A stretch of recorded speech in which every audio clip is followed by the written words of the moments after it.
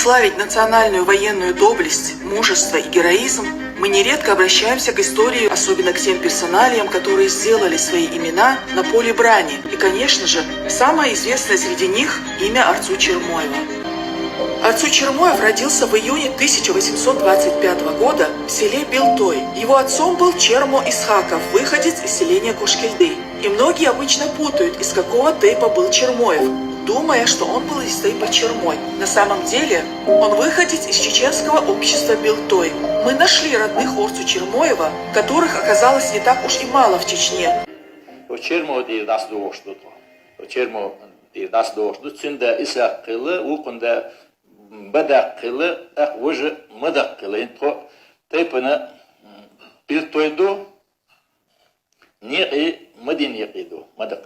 Славу доблестного воина он добывал себе на поле брани, отличаясь невероятной удалью и необычайной смелостью в бою. Особенно отличился он в русско-турецкой войне и внес большой вклад в победу русского оружия против османских интервентов. Современники отмечали храброе и умелое командование Чермоева чеченскими и регулярными милиционными частями кавалерии. И здесь стоит заметить, что все его подразделения чеченских всадников были единственными, кто носили все без исключения белую бурку, белую папаху и имели самых лучших коней. Арцу Чермоев лично финансировал этот лихой и храбрый образ чеченской конной милиции своего полка, чтобы они стали примером для всех остальных. Он был удостоен высшей военной награды Российской империи – орденом Святого Георгия 4 степени. В 1861 году Арцу Чермоев был назначен начальником Чеченского округа Терской области. 24 сентября 1871 года ему было присвоено звание генерал-майора. Во время русско-турецкой войны 1877 и 78 годов Арцу Чермоев командовал чеченским конно-регулярным полком, который принимал самое эффективное участие практически во всех ключевых сражениях.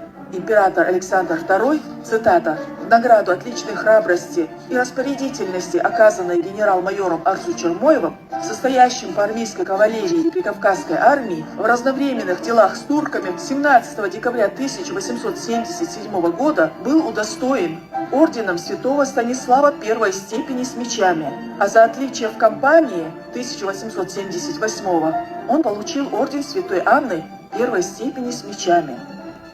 В 1849 году, как мы знаем, началось восстание в Венгрии.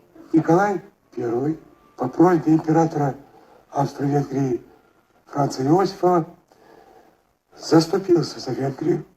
Венгры хотели отделиться. В составе этих 4 корпусов Арцу Чермоев, 200 чеченцев и других представителей Кавказа в войне. Чермоев был не раз отмечен офицер. За бои под городами Кремниц, Шемниц, Найзоль, Альцоль. Там происходили жесточайшие бои. И за проявленный мужество и героизм в этих сражениях,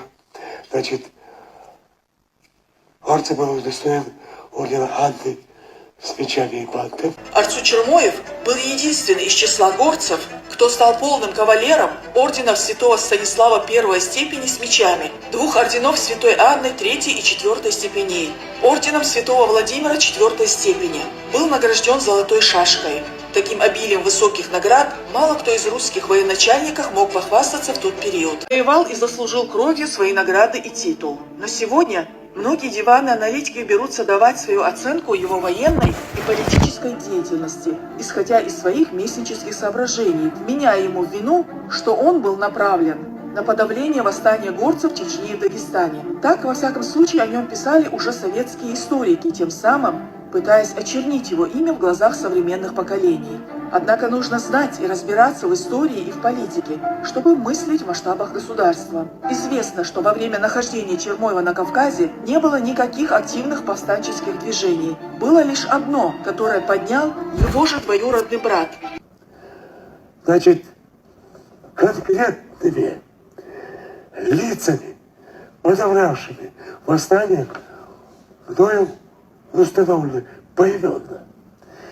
Генерал-адъютант Свистунов, генерал-адъютант кавалерии Беликов, генерал-майор Смекалов, полковник Нурит, это от Дагестана, полковник Терасатуров, полковник Авалов, это еврей, полковник Батьянов, подполковник Долгов, подполковник Накашицы. Чермоева в этих списках нет. И его полка там нет. И не могло быть. Не было. Поэтому вот эти сплетни, фрагмент якобы Арци Чермоев журит, упрекает, значит, перед казнью Алибека Хаджи. Ну зачем тебе это надо было? Зачем ты это сделал? Это плохо, и так далее, и тому подобное. Так, Малобальский, разбирающийся в карательной системе, хоть царской России, хоть советской, хоть постсоветской, должен знать одно. Человек приговорен, Алибек Хаджи был приговорен к повешению и повешен. Человек, приговоренный к расстрелу или повешению, ему зачитывается коротко приговор, на основании каких статей уложений закон он приговаривается и к чему. Ему дают возможность причаститься, если он христианин, или почитать Есин отходную перед совершением казни. С ним никто не ведет душераздирательные беседы, да, такие. Это исключается, это не делается, это нонсенс, это смешно. К чему все это делается? Есть такая категория людей, я не знаю, из каких критериев исходят они, но им хотелось бы, чтобы наши национальные герои сплошь составлять из конокрадов, удачных разбойников, налетчиков, обреков, бандитов. Понимаешь? Вот. Это вот с этой целью. А мы можем гордиться сегодня.